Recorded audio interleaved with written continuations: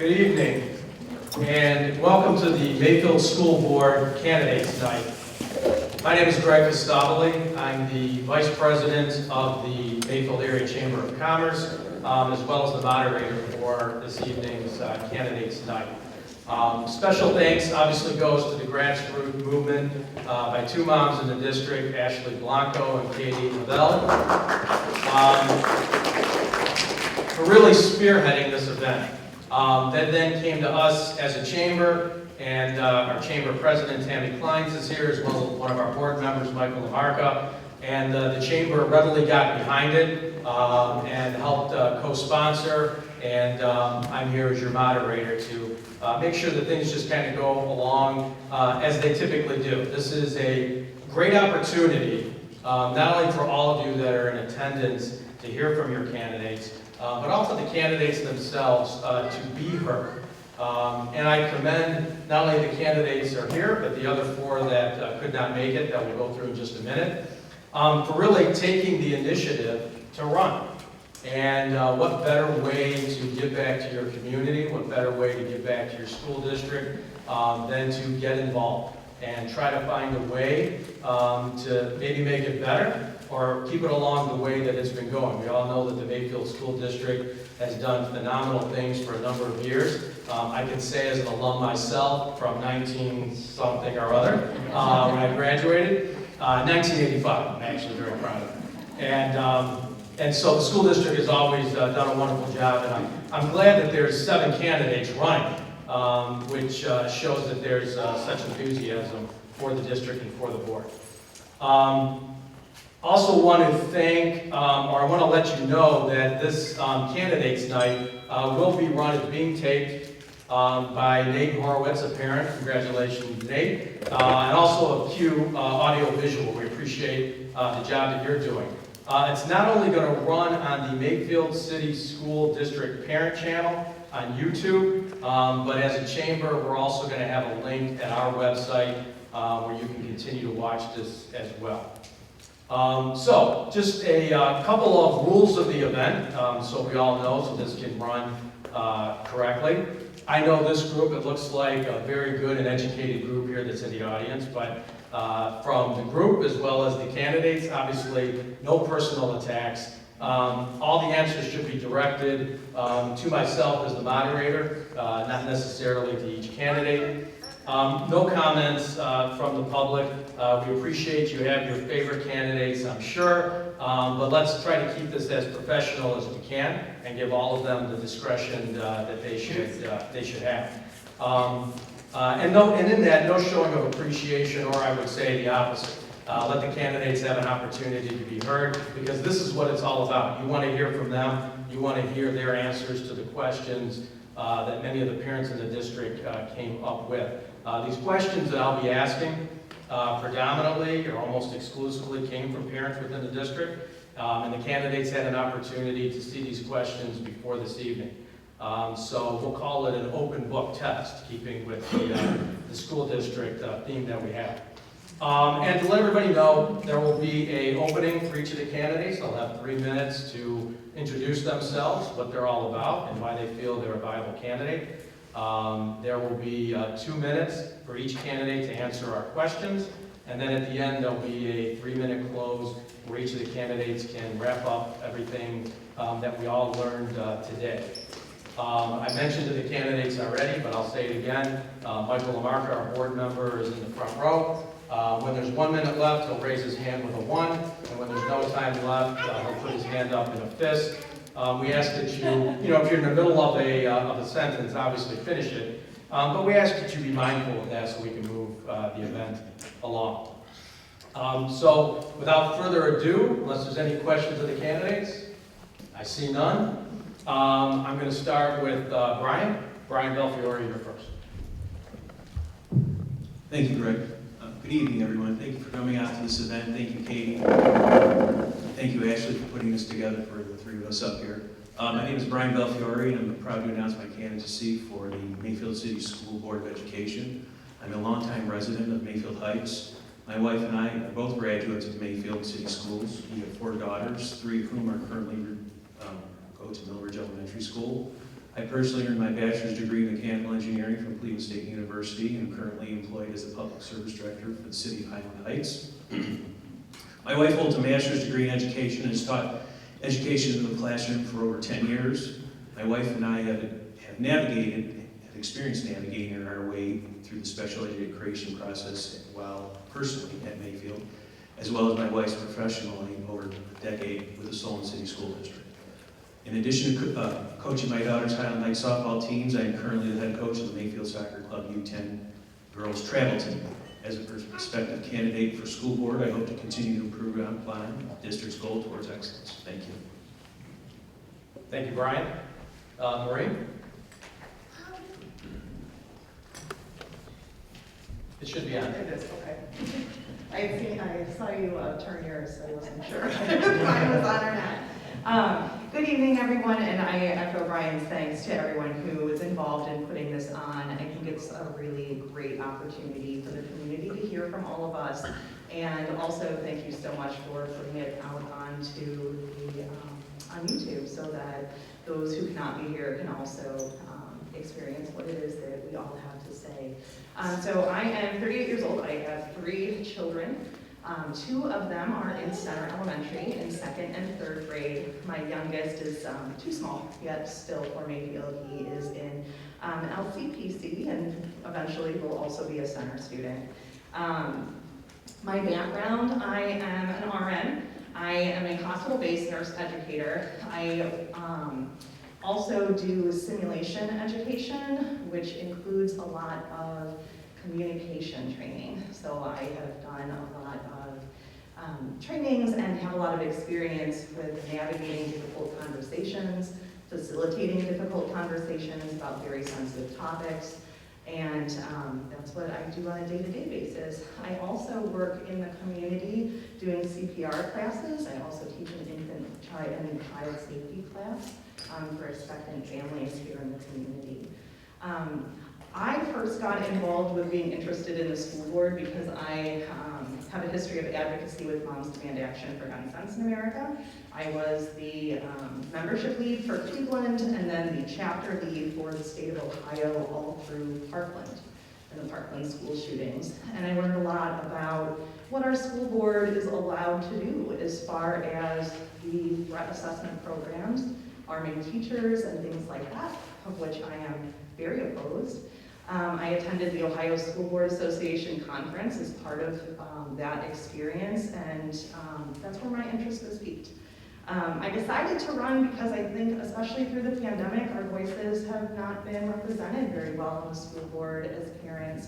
I look around at some of the other districts and opportunities that they have for parents to interact, and I'm a little jealous. I think that there's a lot that we could do to bring in more parent interaction, and I think that doing that would also decrease the contention that has been brewing.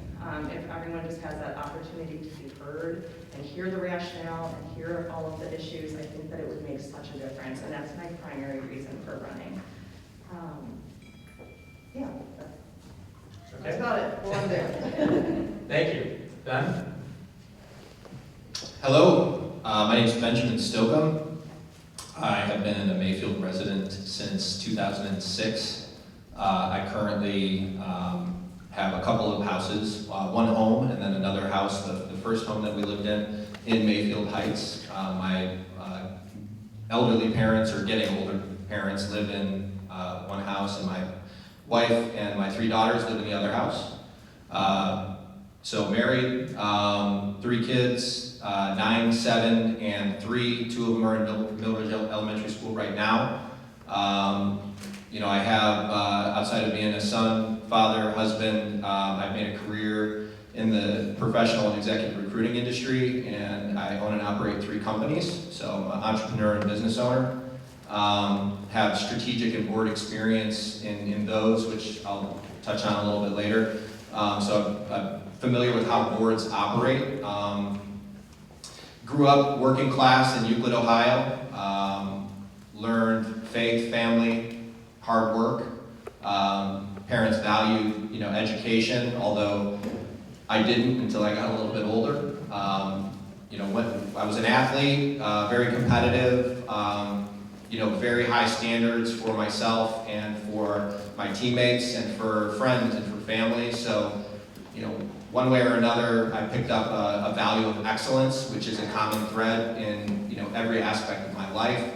I think, the world doesn't hold itself to high enough standards, frankly, and while that's disappointing sometimes, it's also pretty motivating other times when you're able to be part of, really elevating a group, a team, a community, a parish, to do things that maybe, they hadn't done or, didn't realize they could do. So, very passionate about, leadership and really, I know what happens when people achieve, and it tends to breed more success and more achievement, and it creates more motivation. And I just, I wish that for more and more people, that they would continue to stretch, grow, achieve, overcome every challenge, every obstacle, and I'll be leading in that fashion if I'm on the board. Thank you, Ben. I do want to mention before we get into our questions, the other candidates that are running is Ronald Finaro, who was unable to attend tonight, Jolene Grieve, who was unable to attend. She actually had a coaching conflict with the varsity tennis team. Aaron Cypress, who was unable to attend due to a scheduling conflict, and Jimmy Teresi, who was unable to attend due to a family commitment. So those are all your candidates. Nice job, everyone. Deep breath. You survived opening statements. Already, that's fantastic. Now it gets interesting. No, I'm kidding. So each of these answers are going to be 2 minutes. We'll just start, I guess, in reverse order, just because we are. Ben, so this is you first. And again, all these questions came from parents within the district. So the first question is, what do you view as the biggest issue facing our district presently, as well as in the long term? And what specifically would you do to address these issues? Well, the biggest issue right now in the immediate term, it appears to me to be the COVID-related policies in school. There's quite a bit of concern and fear on a couple different spectrums. There's concern and fear from some people about health. There's concern and fear for other folks about freedom, and the authorities and different types of governmental kind of entities are taking freedom and liberty. I think there's real concerns on both sides that are there's a risk of kind of dividing the community, and that would be a real shame. So I think that's an immediate issue that is serious, but if it's handled with the right type of leadership, we'll get through that just fine. Longer term, I'm very concerned about what has happened with workforce. We've had a lot of remote workforce that has been, that has happened in the last year and a half. We have a lot of commercial office space that does provide the value in taxes in the commercial office space, provides funding for schools. I'm not sure that a lot of these offices, these commercial office space, are gonna have employees come back, and that runs the risk, and I think a very likely risk, that we'll see a depression in commercial real estate values that will create issues with how we fund our schools. So I think those are both, that's a near-term and a longer-term issue. I think those are two of the biggest ones in my view. Thank you, Ben. And now, Maureen, same question. What do you view as the biggest issue facing our district presently, as well as in the long term, and what specifically would you do to address these issues? Truly, I have to agree that it is the division, and I kind of touched on that a little bit earlier. But I really feel there's a couple of very easy things that we could do that a lot of other districts have started doing. One thing that I saw in particular with the mask and COVID-related protocols, looking around at what some of the other boards, how those things were presented, and I know we had some additional challenges with us having a transition in superintendent and impacted that as well. But I saw in Garfield Heights, they made the announcement, and then they had a question and answer that was broadcasted on Zoom where people could interact using the question feature with the moderator that was facilitated by the board. They had an open email during that time that was being monitored where they could answer questions back and forth. And I think that it was very transparent from the start where that decision was headed. And if you look at their social media of all of those announcements, no one is upset about it. So that is one thing. I would love to implement those kind of meetings on a regular basis where folks are able to answer and get those in.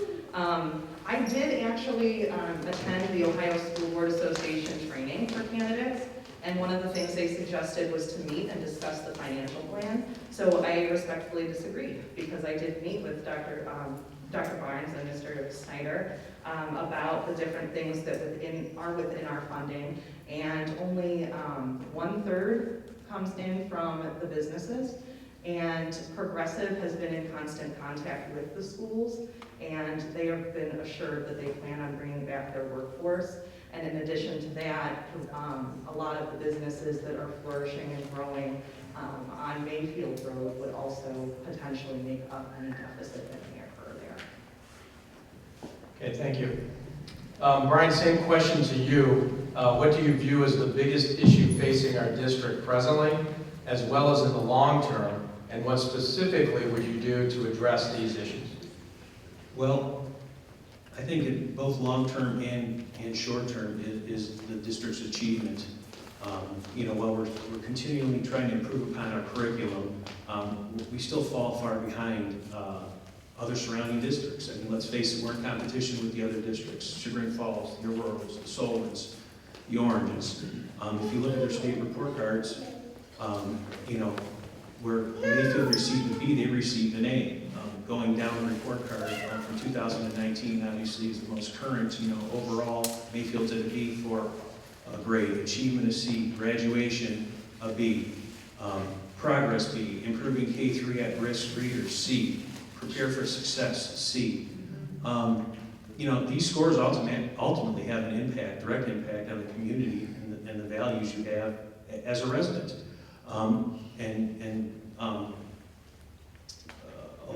Along similar lines, I would say they affect you directly. So one of the ways I think we could combat this is with early intervention in the classroom. It's imperative to the overall success of any struggling student to bring these grades up, to get the students in the district on task for excellence in their achievement. Whether we like it or not, the state report card is what we're based off of. You may not like standardized testing, but that's what we're based off of, and we're in competition with these other districts. So we need to ensure that Mayfield Schools is continually striving for the most up-to-date practices and curriculum development and implementation, and this is where the superintendent needs to be held accountable for making these improvements, throughout the district, closing these gaps that so desperately need closing, whether it's through revising the curriculum or changing administrators. The way he chooses it will be his decision, but ultimately it's up to him. Thank you. Thank you, Doug. This next question, we're going to start with you, Maureen, this time. Do you feel that there is a disconnect between the school buildings that comprise the district? And if so, how would you fill the voids from elementary to middle school to high school? If not, why do you feel that disconnect is not prevalent? So I have to say, I did study this question at home, and this was one that I would have needed a lot more information on. So if this was something that was presented to me as a board member, I would be reaching out for more information, because I would like a little bit more detail as to why someone views a disconnect, as well as what those disconnects might be. I think along those lines, when we get a feedback like that, that's one of those things where, when one person speaks up, there's usually a lot more people who feel the same way, who just didn't speak up.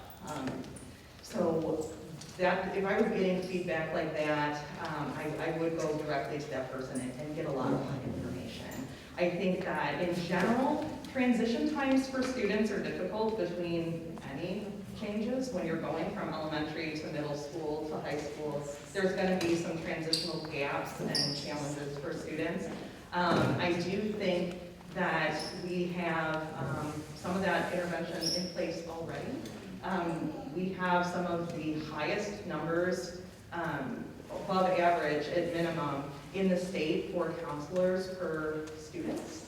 And I think that truly, with everything that we're experiencing right now, that might be an area where we might look at bumping it up a little bit. Although I will say, I know that with some of the additional funds that have come in, additional staff was hired that is not reflected in the scores that said we were above average, so we may even already be at that point.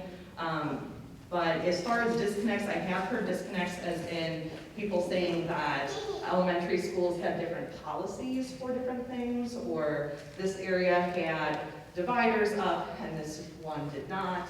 And that would be something I would want to look into, because policies absolutely should be universal. And to me, that honestly would be more of an education issue with the staff. Like, how well are we communicating the policies with the staff across the buildings?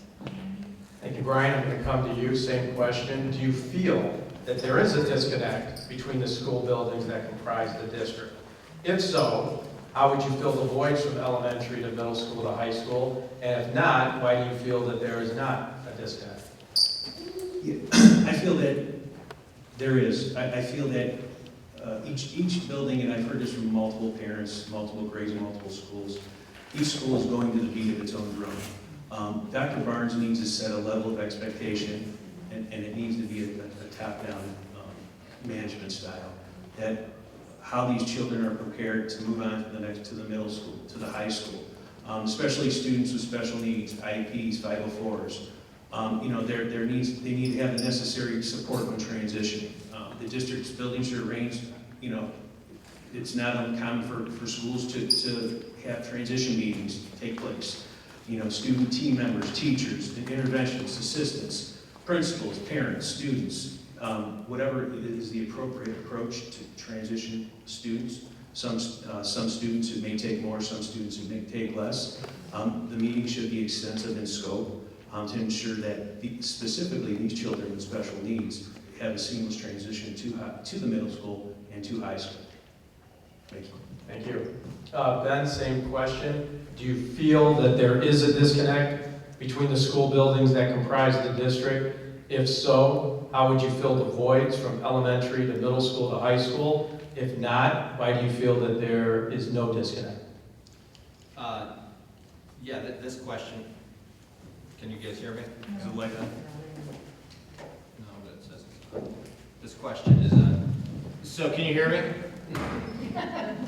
This question's, I don't really understand what this question's asking, to be honest with you. But when I read it, I see, disconnect, building to building. I assume disconnect between, groups of people at different, levels, one way or another, from elementary to middle to high school. So that's what I think about when I read the question. That's what I think about when I read the question is connecting. I assume students from one level to the next to have a more cohesive and familiar kind of transition and experience.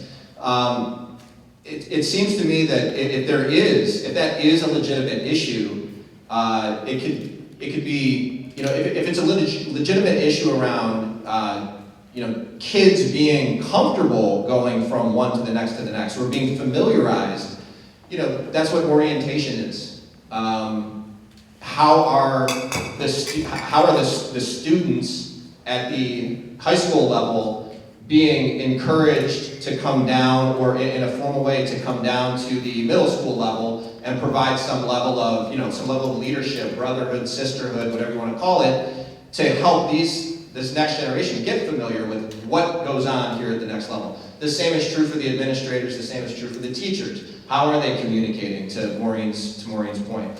I don't know what this particular issue really is, but orienting across, from one school to the next school, that's mostly a communication issue and relationship building issue for the most part. So. Thank you. Moving on, I don't know, maybe, well, I'll just start with you, Ben, since you have the microphone, then we'll just come back down. The next question is, with our increasingly diverse student population, do you think it is important to reflect that diversity with our staff as well? And as part and parcel to this question, what are your thoughts on diversity, equity, and inclusion, as well as critical race theory in our schools? This is obviously, it's a lightning rod topic for a lot of people. So, I guess I'll just be brutally honest with everybody. I frankly don't value diversity of skin color much at all. I value, excellence. I do value diversity of thought. I mean, I can't tell you how many times in a business setting I've had an idea that I was really gung-ho about, and somebody else with a different perspective pointed out 2 or 3 different pretty obvious flaws in the idea. Probably saved me a lot of time and money along the way, but I value more wisdom. I value, excellence as a standard. I value, positive attitude. I value strong character. So that said, I think it is very important that students, children that are, anyone coming up and learning and being educated can find people that they can relate that they can relate to. So to that extent, and I don't necessarily know if that's about skin color, but I think you have to find people that you can relate to, and if the teachers, administrators, are unrelatable to the population of students, that's a really big problem that would need to be addressed. I got 1 minute here and we're talking about a topic that in my view is really, really deep. I'll be happy to talk to anybody when there's more time to have it back and forth, because these are complex issues. This is not a simple, these are not simple issues. They're very complex issues and they probably require more than 3 minutes in my view. Okay, thank you. Maureen, same question. With our increasingly diverse student population, do you think it is important to reflect that diversity with our staff? And also, what are your thoughts on diversity, equity, and inclusion, as well as critical race theory within our district? Same point, huge issue in 3 minutes, but here we go. I did not grow up in Mayfield. I grew up in a community that had 0 diversity, and one of the main reasons we chose Mayfield was because it had an A rating in diversity. I have heard from students who are in the minority that they don't see themselves reflected in the teachers and staff in our school. I think that, that's a shame, because there's plenty of research out there that says that seeing someone who looks like you and sounds like you makes a difference in how you aspire to be.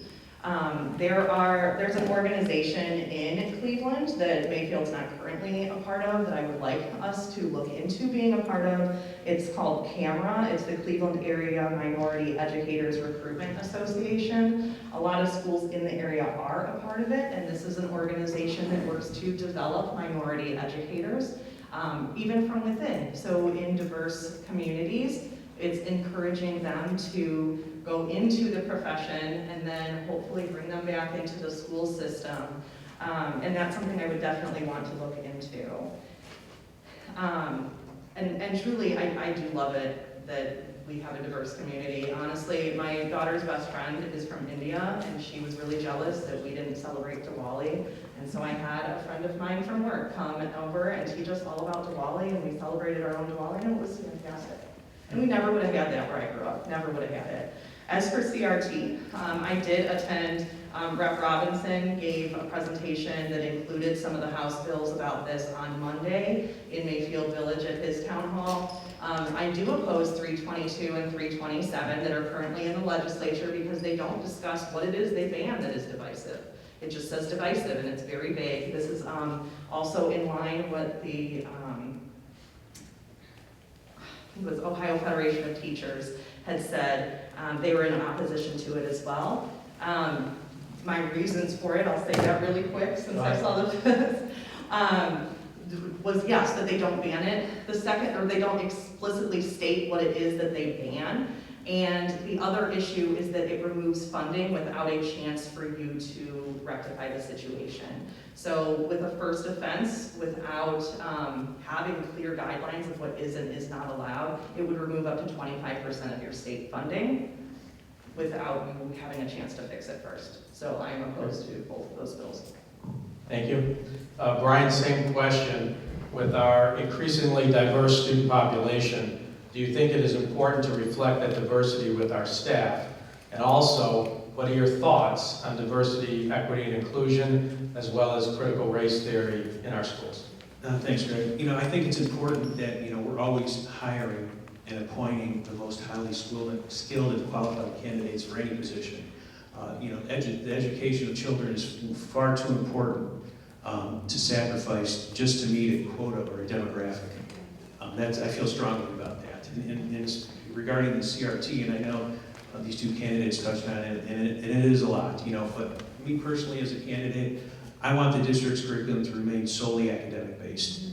Students need to be exposed to the good and the bad, I understand that. However, at no point should we make children and teachers feel inferior because we're guilty, ashamed about their race or where they came from. And at no point should we accept the idea of lowering a standard or expectation for the mere sake of trying to claim or promoting equity. Thank you. Okay, Marie, we're going to start with you on the next question. Maybe a little less involved, maybe not, depending on which side everybody's on, but do you believe that cursive lessons should be implemented into the curriculum? And if so, how would this occur?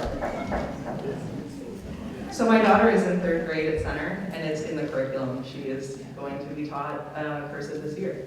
So it's there. I'm reading what they gave me. This is from a parent. I know. Don't kill the moderator. I do understand it was removed at some point, so I can understand why there would be some confusion. But it is there currently, and I think that speaks to, again, the feedback process. So if there's a concern about something within the curriculum, if you do any, the trainings that I went through at the Ohio School Board Association, curriculum would not be my role. I am a nurse educator, but I am not a teacher. And I think if anything we learned out of the pandemic and the early on that all parents can relate to is that teachers know what they're doing a lot better than we do. And I think my role truly would be to facilitate and backing up Dr. Barnes in hiring the best teachers who would be able to implement that. I don't see my place in directing what the curriculum should be at all. So Maureen, I thank you for that segue, because what we'll do, since cursive isn't a curriculum, we're going to tie it in. And the question is really going to be more with how you answer, but we'll kind of dovetail that. And I'm going to go to Brian on that, and we'll end with Ben. The question is, what role do you believe as a school board member you should have in the school's curriculum? This is a good question. It was on the list. I know. Explain the list. Yeah, I mean, that's been a hot button topic. I mean, we've seen what happened in Hudson. It's always a reaction mode after it's out, right? So, I feel, the board should play a substantial role. There has to be checks and balances in the curriculum, ensure it coincides with continually improving the district state report card and ensuring we have growth and progress in our schools. The board just can't take a back seat and just say, go at it, and there not be some sort of checks and balances. That's when you run into trouble. That's when students fall behind because everybody's not pulling their weight. If elected, this is something that I think, and I know Maureen and Ben may have touched on it. I would propose a committee of board members, principals, teachers, curriculum director, and the superintendent to evaluate and make appropriate decisions on our curriculum. Currently, right now, honestly, it's very difficult to tell what they're doing curriculum-wise, especially navigating through the special education arena in the district.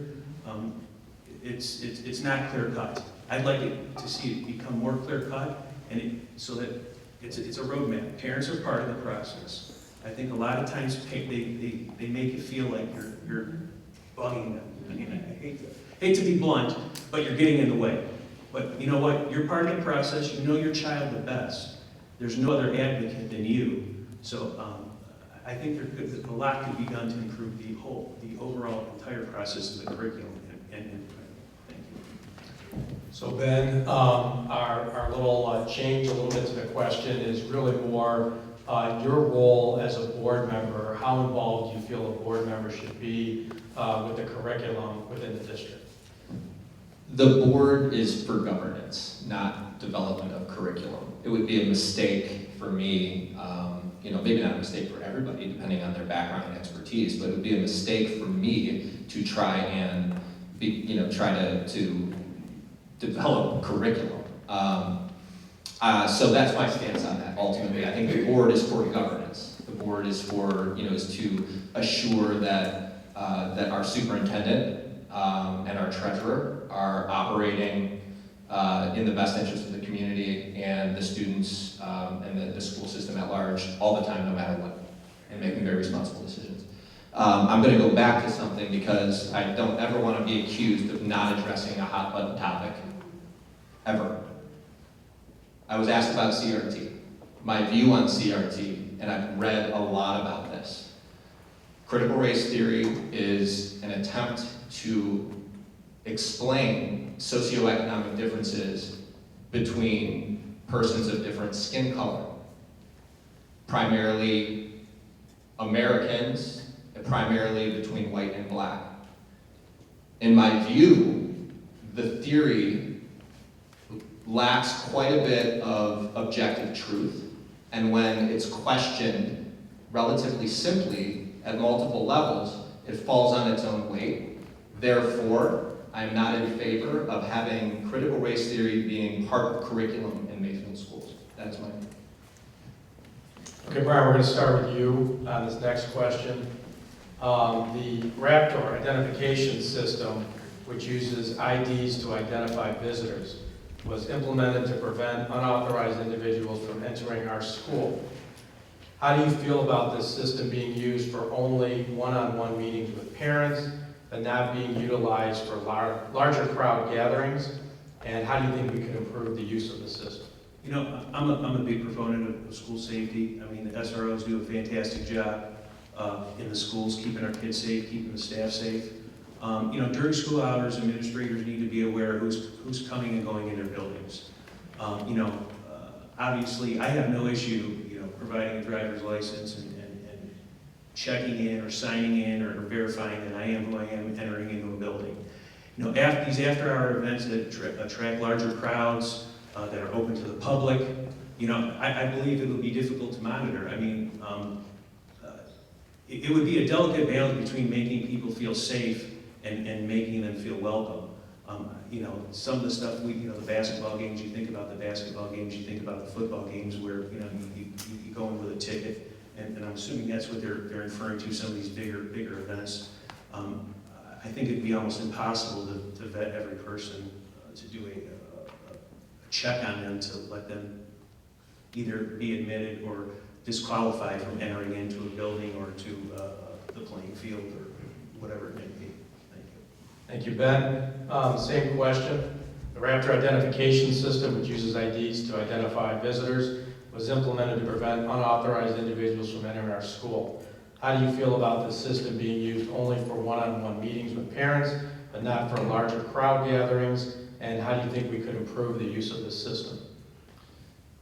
Difficult question for me to answer because I don't specifically know what Raptor identification system is, its capabilities, strengths, weaknesses, different applications that that it works really well with. So it's hard to answer, when you specify the question around a specific system. So, but when I read this question and hear this question, unfortunately, the thing that I think of, frankly, I think of school shootings, and I think of those kind of really tragic situations in that happen in our society, and frankly, it connects more to this question for whatever reason connects more to mental health, connects more to the values that our society have at large.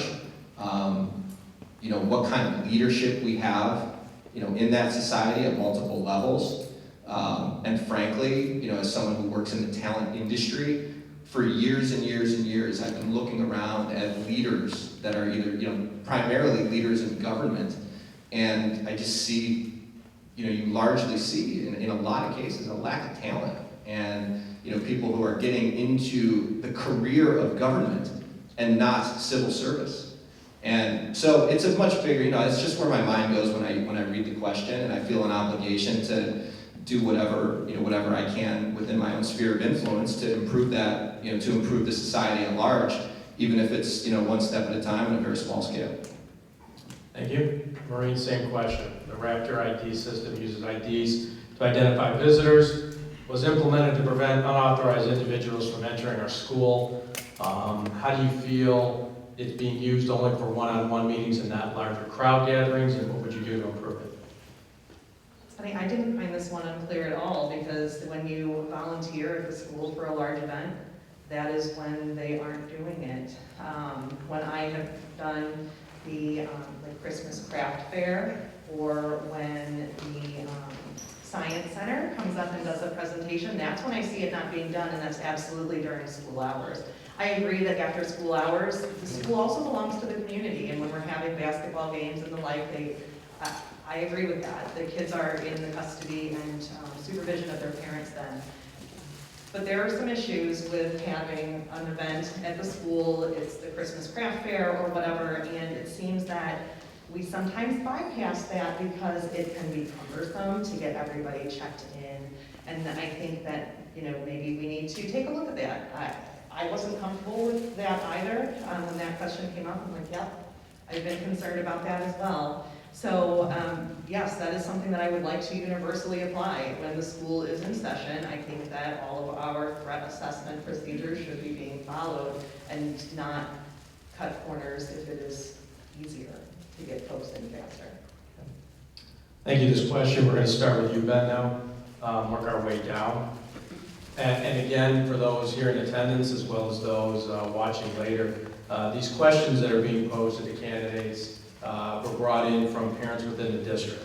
So I think it's important to note that there are parents that have concerns about these particular issues, and I appreciate the way the candidates have been doing a great job answering those. So Ben, we'll start with you on this.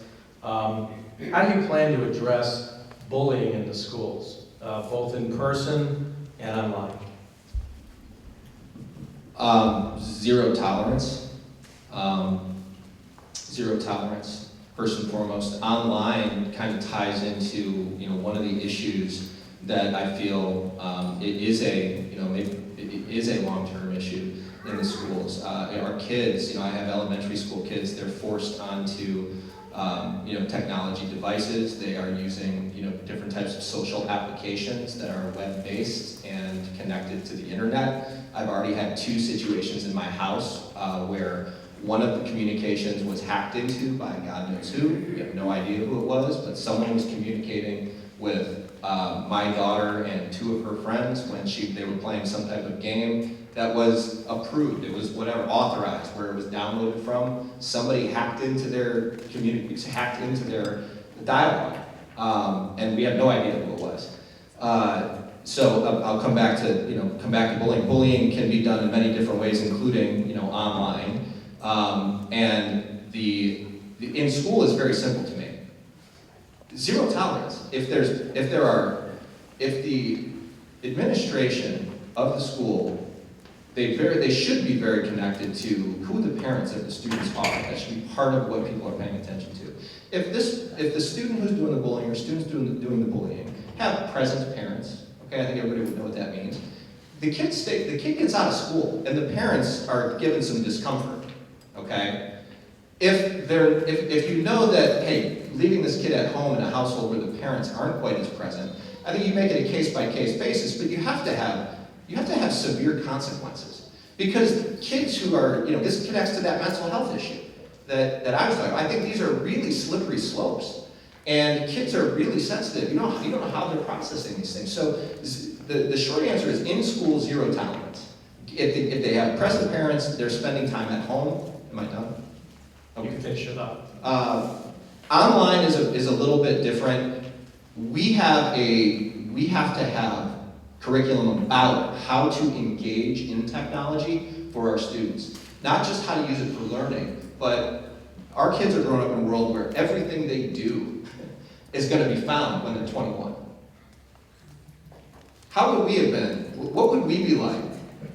Think about it. Who's teaching them outside? I mean, it's dependent on the parents, that's right. But considering how much technology is being used by the schools, I'm sorry I'm over my time, you can take it from me later. If that is not added in, it's some level of education, I think it's a huge mistake. Thank you.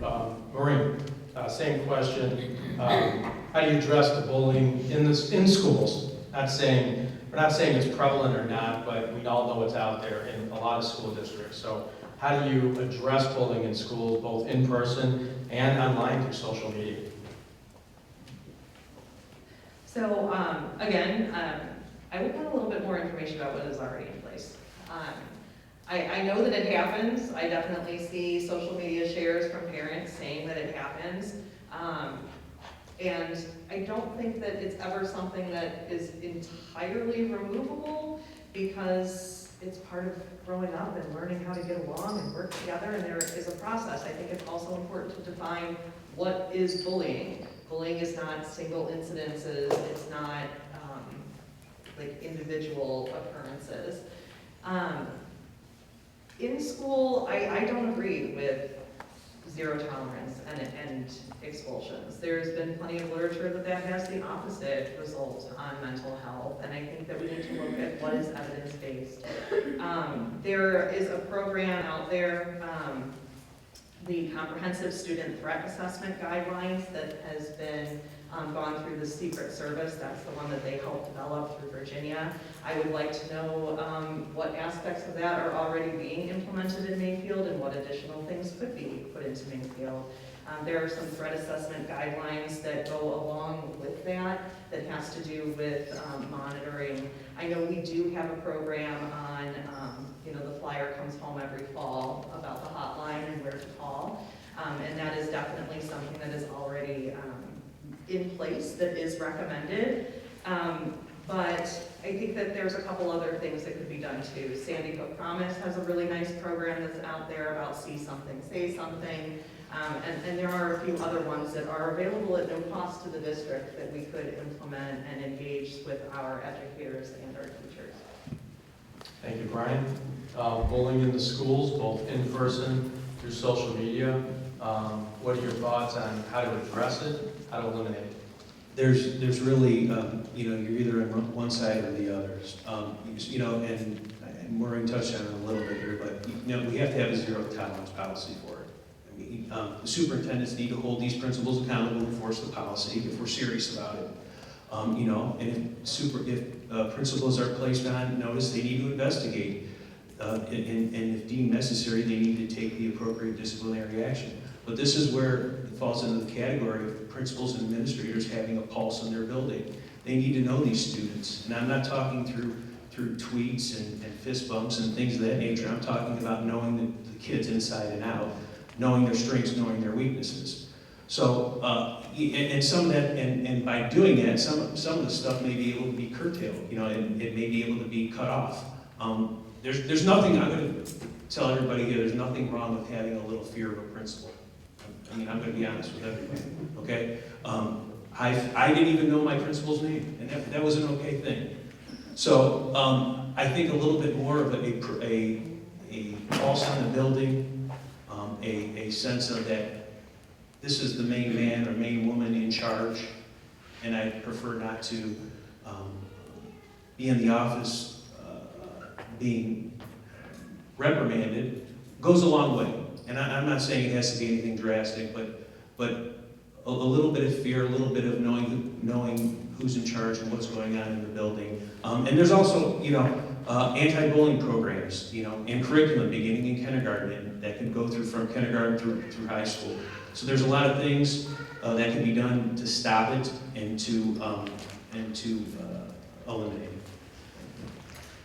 Thank you, Maureen. This next question is for you, and it's going to tie into what I've heard probably throughout this candidate's night thus far. It seems like each of the candidates have ideas that One would like to get out to the parents. You know, some of the questions have been spot on, some of the questions maybe the parents haven't had all the information that they need. So my question to you to start, and it'll be for all the candidates, is one, how do you feel the district currently does with their messaging to parents and getting information out? And what do you feel as a board member you could bring to improve that messaging? So I touched on one thing earlier, mentioning like having webinars where the superintendent can give a presentation explaining certain policies and having some open Q&A format for people to be able to engage. That's one idea that I would really like to see. I mentioned I'd like to see it on a regular basis, and I know one of the questions in there had to do with the state of the school, and that's exactly one of the things that I would love to see happen at certain prescribed times of the year, and then kind of as needed, like when a major policy that might cause divisiveness would come up, like we need to face it head on. I think one thing that we are not really great about is optimizing our surveys. I think a lot of times our surveys come out when there is dissent from the community instead of beforehand and in advance. You know, the one thing that was personal for me and one of the reasons that got me looking at running was when they voted on school hours and we changed the start time of the elementary school. I mean, I'm a part-time RN and we looked at how much that was going to cost for the Right at School program. For 3 mornings and 2 afternoons, it was going to be $750 a month for my 2 kids. That is a huge bill. And I saw some of the reasons as to why we wanted to make that change, but I didn't see what did we consider the other impact was. What was the impact on the parents, the families, the community? And that's something I think really needs to change. That needs to be nice and open and transparent to families and parents as far as here are all the angles that were looked at before this decision was made, and here's why this ultimate decision was made. I think if we engage in that process, it would make a big deal. Another thing that I know other districts have had is a parent council. I would love to see a parent council. This is someone who they could be. Am I allowed? Yeah, finish it Okay, off. sorry. No, you're good. This would be, I can't think of the district offhand that has the parent council, but they are folks who get letters of recommendation from people within the district, parents who could then sit on the council, and they come to X number of board meetings a year, and they provide feedback on what the community is thinking and feeling. And I would love to see something like that too, because we've had several things that have caused division, and I think that a lot of times it seemed like it blindsided the administration, and that would be a really great way to get information from the community. Thank you. Before I move on, you mentioned the state of the schools. So you can go to the Mayfield Area Chamber of Commerce website, because every year we have the State of the Schools event, and we have one this year too in October. So take a look and you'll be able to hear it. But then moving on to you, messaging to the parents and information. We want our kids to be educated, but parents are so much more involved today than they were in years past. So how, as a board member, would you improve, first of all, how is the messaging in the Mayfield schools, and how would you improve it if you need to? Well, first of all, I would just like to say, Maureen, that was a great idea that I thought I had about the parent group. So, thank you for that. I concur. I love that idea. I thought it was mine. But no, that's a great idea. So, my experience as a parent on the communication side is limited to Millridge at this point. I have found their communications to be, I think they communicate with me too often, to be honest with you. But that's fine. That's fine, because some people, I'm sure, think it's not enough. But I haven't had an issue with the communications with the school. I definitely, the idea of a more formalized parent involvement so that a lot of the parent involvement that I've seen is a little bit more like, dads and donuts. And that's great. It's wonderful. I think there's a lot of people out there, the parents that have maybe a little different interests. maybe a little bit more focused on, how can I be more involved in having an influence with the board, for example, or with the superintendent, and being more active in that feedback loop. I can tell you this, when it comes to communications, I've been so disappointed with the way our board that currently is set up communicates. I have no idea why they make the decisions they do. They have conversation in secret and come out and vote as a group. I have no idea which individual actually has which opinion and why. That to me is, I don't even know how to say. I think you can tell by the look on my face. I don't get it. It's ridiculous to me, and I think, frankly, I don't care who you vote for. If you vote for someone that's up on the stage, I think it's the right pick, because that board needs fresh blood. So.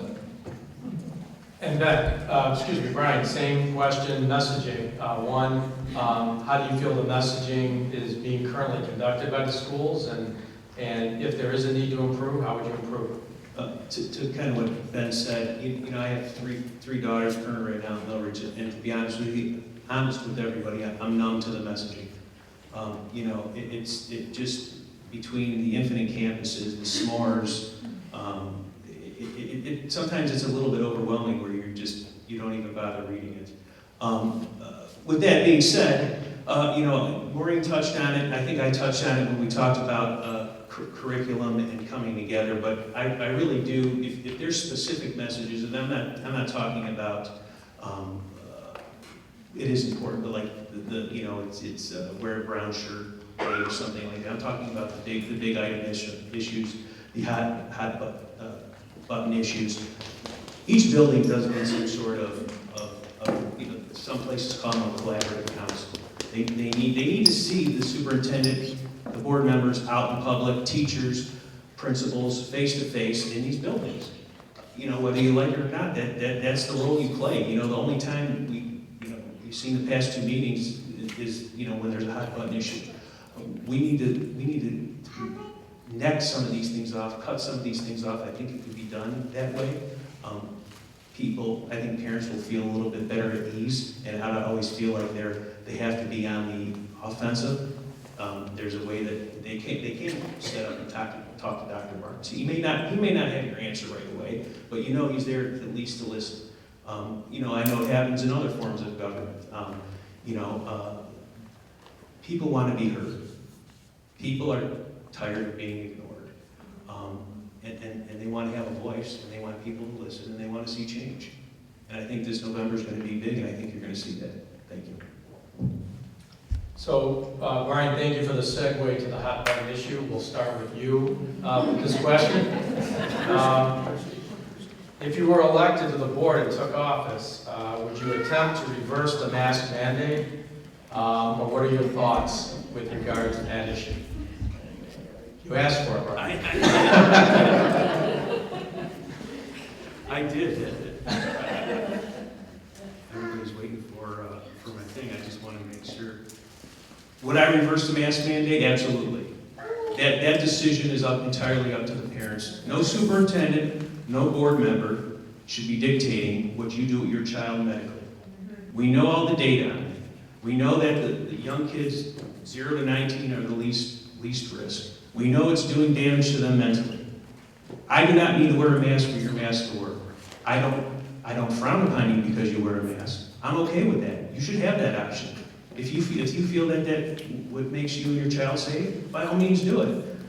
I use the example, I go shopping with my mother. She's got the gloves on, she's got the mask on. I'm okay with that. But she needs to be okay that I'm not wearing a mask. My children aren't going to wear masks. So if you're asking me, will I ask for this to go back on the agenda for a vote and for a reversal? I absolutely will. Thank you. Maureen, same question. If you were elected to the board and took office, would you attempt to reverse the mask mandate? And if so, what policy would you support? No, I would not reverse the mask mandate. So I mentioned before, I'm a pediatric nurse. My background is congenital heart disease and cellular transplant. I've seen transplant kids who have had to come back into the hospital after being exposed to vaccine preventable disease. Those kids are in our district, and I believe that our district has the responsibility to offer quality, high-quality education to every single kid who is in the district. And it's not just a simple choice for one person. As been brought up by many, masks do have leaks, and those people who are vulnerable and are at risk, they're at risk if you're not wearing one, even if they are wearing one. And by having optional masking, it would create a risk for those kids who are high risk. There's kids whose parents at home have cancer. You're gonna say that that kid should take online learning that we know is subpar, and that parent is gonna try to struggle through having them do online learning? I don't think so.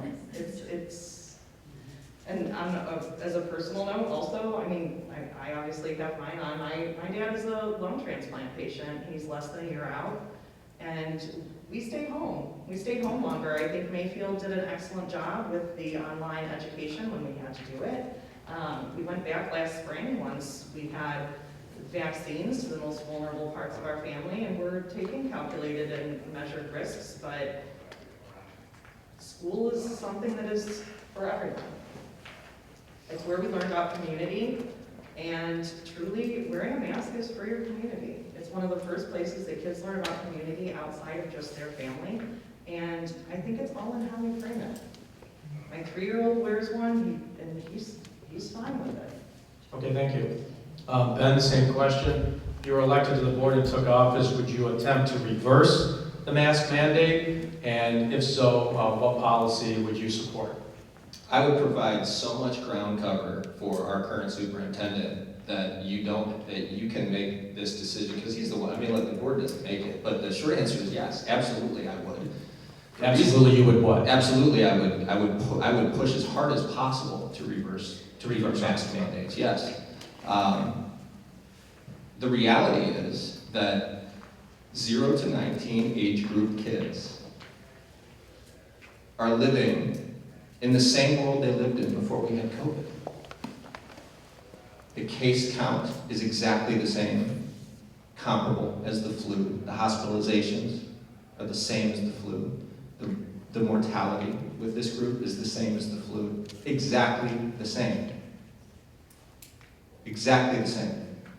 So why have we transformed the expectation with these kids? Why have we done that? It's not rational. At one point, it was to protect the teachers, the adults who were at higher risk. Well, that's not the argument anymore.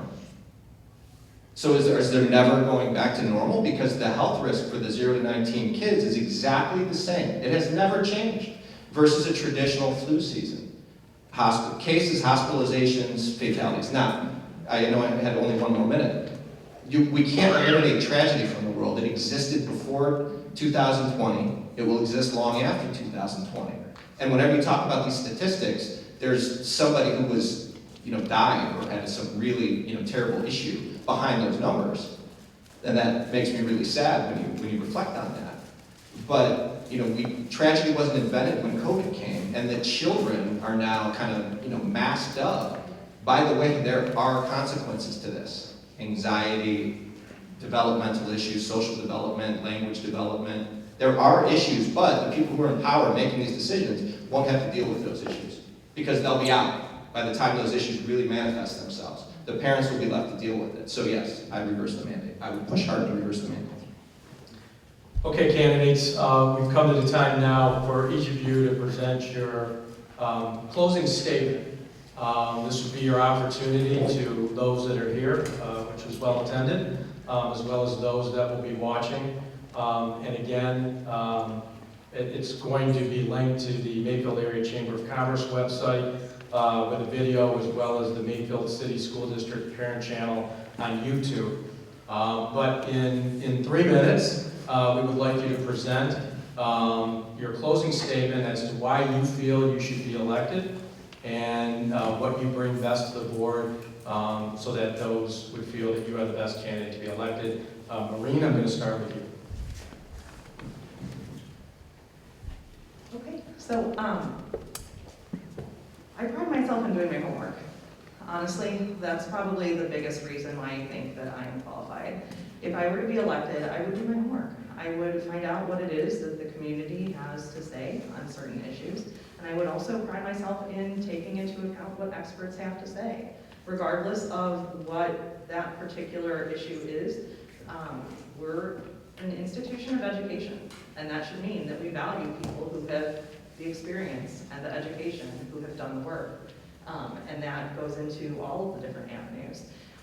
Personally, also, we didn't touch on this at all, but I'm a child of a union family. My mother worked for the school. She was the president of her non-teachers union for years. I know what it's like to go through negotiations. I know what it's like to maybe have a board who's not coming to the table in good faith.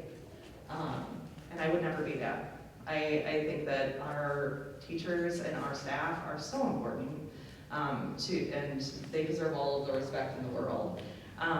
So that is another thing that I would absolutely bring to the table. I am endorsed by Everytown for Gun Safety. I have the Gun Sense candidate seal from Moms Demand Action, and I'm also endorsed by Pipe Fitters, Local 120. Okay, thank you. Ben, your closing, please. Being on any board and being an effective board member, in my view, is if you want somebody to be effective, that means they probably have to move a few people. Just move their mindsets and move their thoughts. That requires, you can't just run around telling everybody on the board what you think and why it's the right thought. In many cases, you have to be very patient. You really have to develop relationships. You have to be very respectful. You have to learn how these individuals have come about making their decisions. Almost every person that I've ever met is open to changing their mind. Almost everybody. But nobody's going to change their mind because you yell loud. So, I've got a lot of board experience in my past. I'm not everybody's candidate, as evidenced, I'm sure, by some of the emotions that some of you may have felt when I shared my very direct opinions, and that's fine. But if you like what you hear, and you like my general outlook, I think I'll be very effective in influencing the board. So I think I'll be effective on the board at the end of the day. And the other thing is, for even people who might not, agree with some of the things that they hear about me, at the end of the day, I'll be able to sit down with you. I will be able to sit down with you across the table, have dinner, have a coffee, and have, friendly conversation. I can be very direct about why do I have the opinion that I do. I am open. If I get new information, I take that information. I'm more interested in being accurate than I am in being loud. I have to be loud, but I'm more interested in being accurate than I am being loud, and I'm happy to change my mind. But I do it based on data. I do it based on information, right? So I can have conversations if I take in new information or if I add new information to the calculus. I can change my mind, and then I can explain to people who, I can explain to people who support me why I changed my mind. And vice versa, and I feel like, I've been effective in doing that over the years in various different settings. So I think I'll be an effective board member. So I guess that's the end of my time. Okay. Brian, your closing. Greg, thank you. I'd like to thank Greg and Katie Ashley for organizing this event and everyone who came out here tonight. You're able to get an idea of where we all stand on particular issues. Why would I be a good board candidate? I have children in the district. 3 of them are in now, one will eventually be there. I deal with this daily grind every day, myself and my wife. I'm hungry for change. I can be that voice that comes to the table and is at the board that is voicing that change. Right now, no one is voicing any change. We're just sitting back and we're just watching. We're waiting for January 1st to roll around, November 2nd and January 1st. The status quo can't be acceptable anymore. If we want to continue to grow, and continue to excel as a community and as a district, you're gonna need to change the players at the top. We all got our new property valuations, okay? Those are important. Every time you write that check to the county and pay the property taxes, that money's going to the schools. What are you getting in return? You want value in return. And the only way you're gonna get value in return is if you invest in the change. So, I appreciate your time. I'm asking for your consideration when you vote on November 2nd. And I think together, we could really make things happen and we could really strive for excellence. Thank you. Brian Belfiore, Maureen Warshop, Ben Stokom, thank you very much for coming out. Thank you for running. Thank you for putting yourself out there and answering these questions so that people could learn a little bit about you. And audience, you've been very good. So this is the time, I would need a round of applause for these candidates.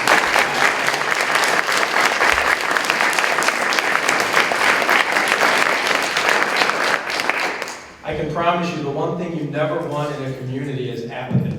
And so to have this many people running for these seats and showing that they care, the people that are here today, the people that will be watching, that's why the Mayfield School District is such a proud district and has been for so long, and I'm sure it will be for years to come. Again, Ashley, Katie, thank you for putting this together. Ladies and gentlemen, if there's one thing you can do, get educated and vote. So easy now, absentee, in person, or the good old-fashioned way, November 2nd on Tuesday, which I still enjoy. There's something about Election Day. So thank you all for coming out. This concludes our event. You have an opportunity now for a little meet and greet with the candidates. Thank you. Good evening. Thank you.